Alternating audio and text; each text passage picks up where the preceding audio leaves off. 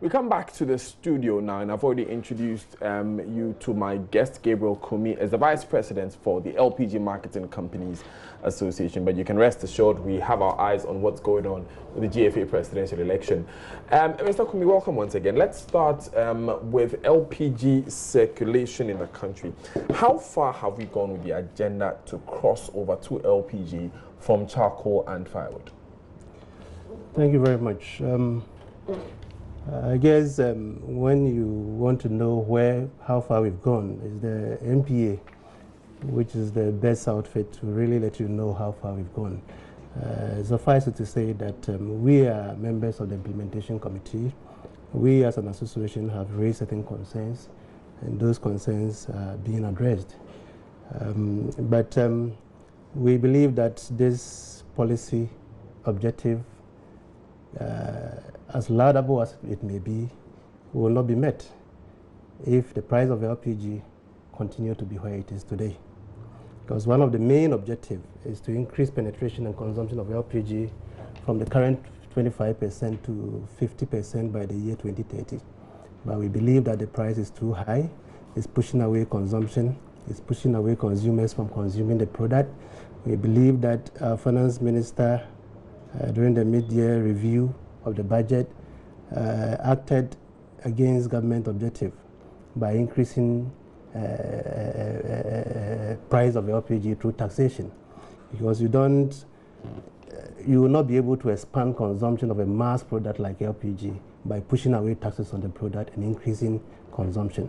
What it does, what the taxes does, is that it pushes away a lot of people from consuming the product, and that is seriously working against government objectives. We'll come to the costs of LPG and the imposition of tax, which I see you elucidate so well. But very briefly on the CRM program, in your talks with the NPA and with governments generally, how far have we come in the implementation? Well, NPA intended in piloting the policy in 2 districts.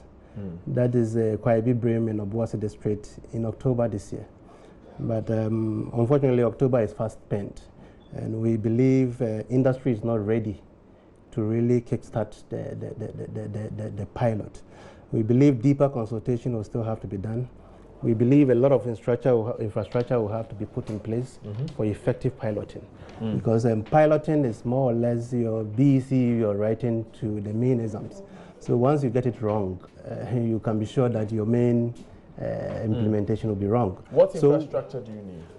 For instance, you need to ensure that we have a filling point in place to fill for these districts that are going to do the piloting. And this filling point will have to be raised to a certain standard to be able to have the capacity to fill enough cylinders for the district, and we believe these are not in place yet. Okay. So we would advise that the MPA tread cautiously. We shouldn't rush this policy. Per this policy, we are not introducing a new industry in Ghana.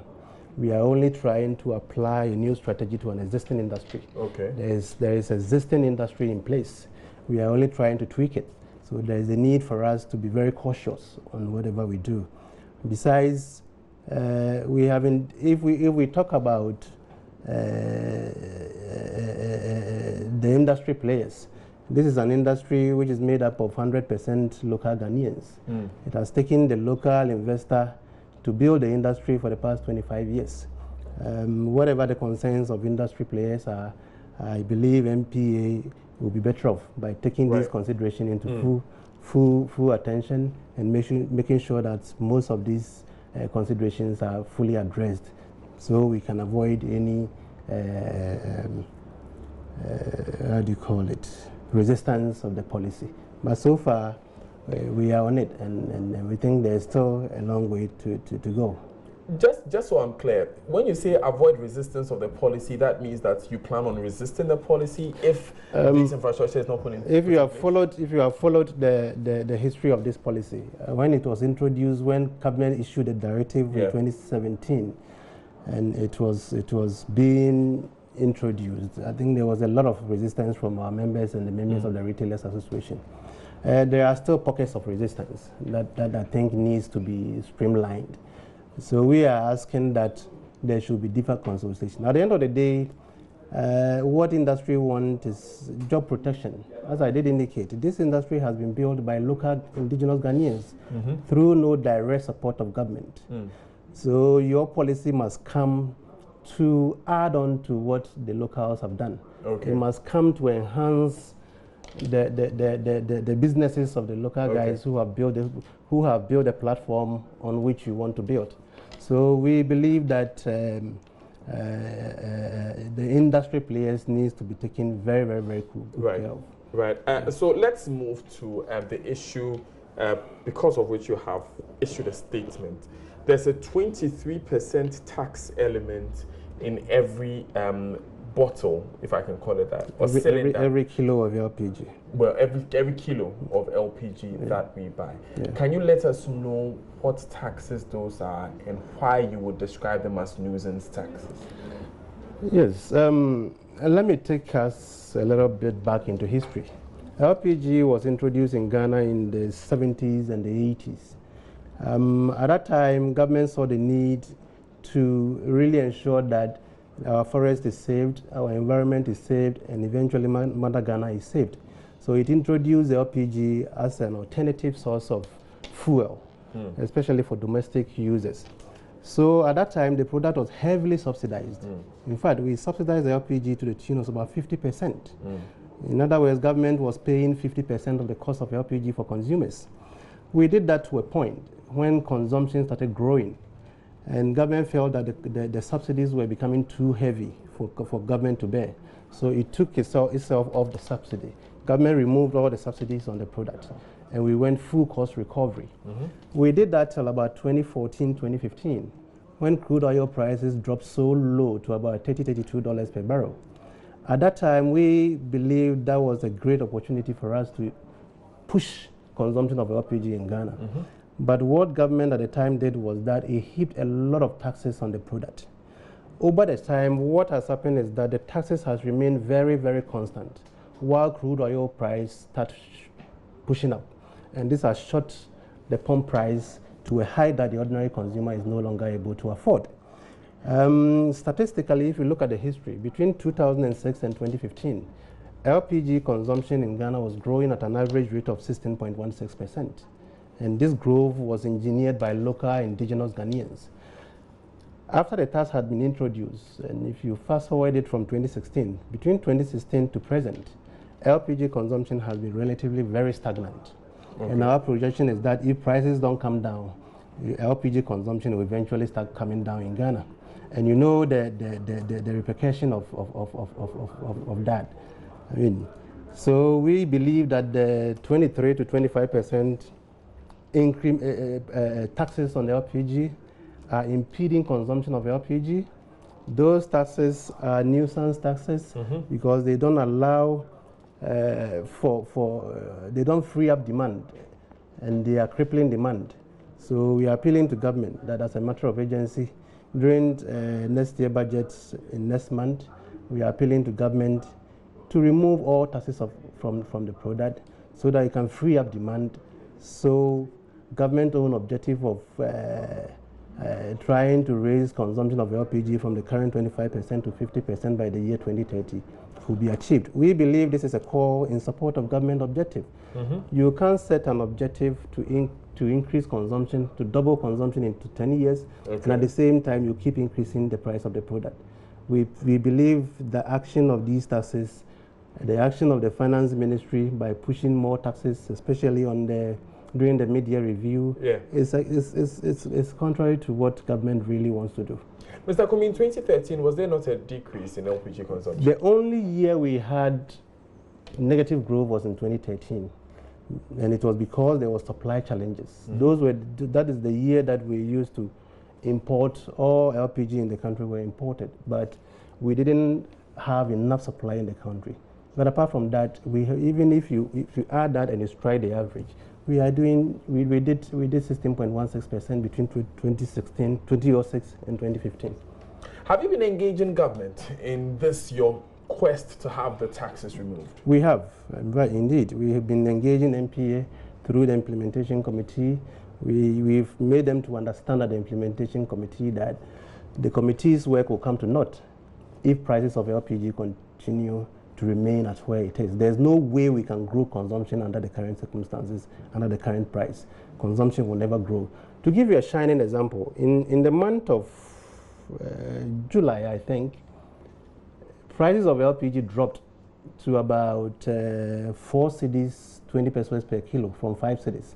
And in that month, we were able to grow consumption to about 28,000 metric tons from the average of 25,000 metric tons. So that tells you the effect of price on LPG.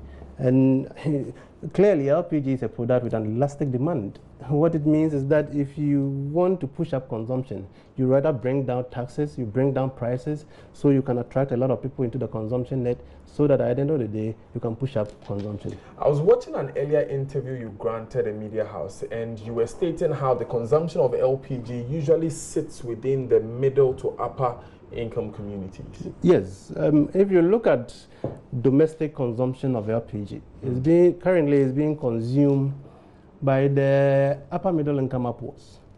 The lower middle income downwards are not able to afford the product.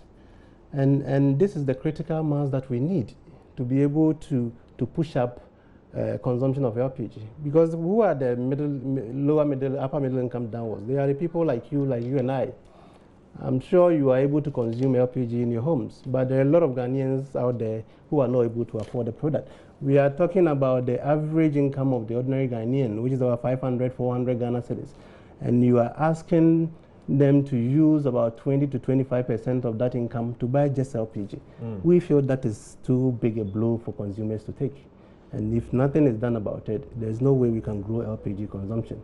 As I did indicate, we believe by increasing taxes on LPG during the mid-year review, our finance minister acted contrary to what the president and his cabinet really want to achieve in terms of LPG consumption. WLPGA, I'm sure you are familiar with this organization, published a report in July 2018 called Accelerating the LPG Transition. One of their main concerns, which is why I asked you about the middle to upper income, was that there's a weakness of LPG distribution networks in remote rural areas. It's no surprise, therefore, that, for instance, in the northern region, they consume only 1% of Ghana's LPG consumption. Is it not a matter of us not spreading our networks enough to absorb this population? Thank you very much. LPG, as I did indicate, LPG consumption has been grown by the current system. Okay. We believe availability per se does not guarantee consumption. You can recirculate cylinders to every corner of this country, but if the product is so expensive, if the consumers, your intended consumers, cannot buy the product, you only increase the price of the product through distribution costs. So we believe that the price of the product is so basic to what we want to achieve that if it's not done, it's virtually impossible to achieve it. Look, around 2014, 2015, there was a lot of cylinders which were distributed around Bole Bamboy, Fufusu, Damango Enclave. The company I work for felt we were being smart, so we quickly moved into that area to set up an LPG plant in Damango. And we started operation in January 2017. To give you an idea, an LPG plant needs to sell about 2 trucks of LPG in a month to be able to meet its cost. A truck of about 25 metric tons. When we set up this plant, we started operation, we were given our licenses to start operation in January 2017. Between January 2017 to April 2017, we have sold just 1 truck. And up to now, for the past 2 years, I'm not sure we've sold more than 10 trucks in that outlet. This is just to tell you that availability per se does not guarantee you the consumption. We made the product available in Damango. Okay. There were a lot of cylinders which were distributed in the area, so we wanted to take advantage of that. Now, when you go to that district, there is no house that does not have LPG cylinder. Some of them, they are still having the LPG in them, and they are sitting in their rooms. Is it not a matter of lifestyle then, since these people have the LPG and are not using it? To really move LPG, there are three things oraz need to do. We need education. Education that trickles down to people's kitchen. It's not the seminars and the big workshops we organize in the capital cities and we drive away. No. We need education that will go to people's homes and people's kitchen to let them know the benefit and how to use the product. Okay. The second one is about the price. If we don't do anything about the price, look, when we go to the rural areas, especially in the northern region, a family hardly even see 100 cedis in a month. Just 100 cedis. And you are asking such a family to cough out 80 cedis to come and buy LPG for the month. It won't work. Right. So please, these are issues that we really need to tackle to make sure that government objectives at the end of the day could be achieved. Mr. Kumi, thank you so much. Next month, the budget will be read. Have you been engaging government? What has been their response beyond these your talks with the NPA?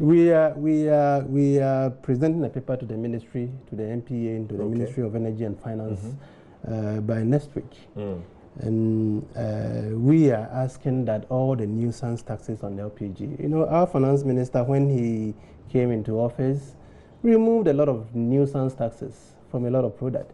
But we believe one major nuisance tax that escaped his lens is the taxes on LPG. We believe the taxes on LPG are nuisance. We believe they are impeding consumption of LPG in Ghana. We believe they are crippling demand of LPG. And as a matter of urgency, we want the finance minister to remove all taxes. We want all of them? All the taxes. So you haven't identified specific ones that you want removed? This is a product we use to subsidize. And we say, well,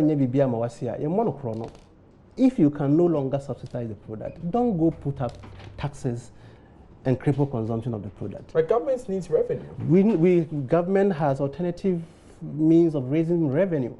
We believe that the benefit this country stands to gain by pushing consumption of LPG from the current 25% to 50% in the next 10 years will far more outweigh the benefit these taxes are giving us. Thank you very much, Gabriel Kumi, for joining us. He is the Vice President of the LPG Marketing Companies Association of Ghana, making a clear demand to governments remove all taxes from the cylinders of LPG that you buy.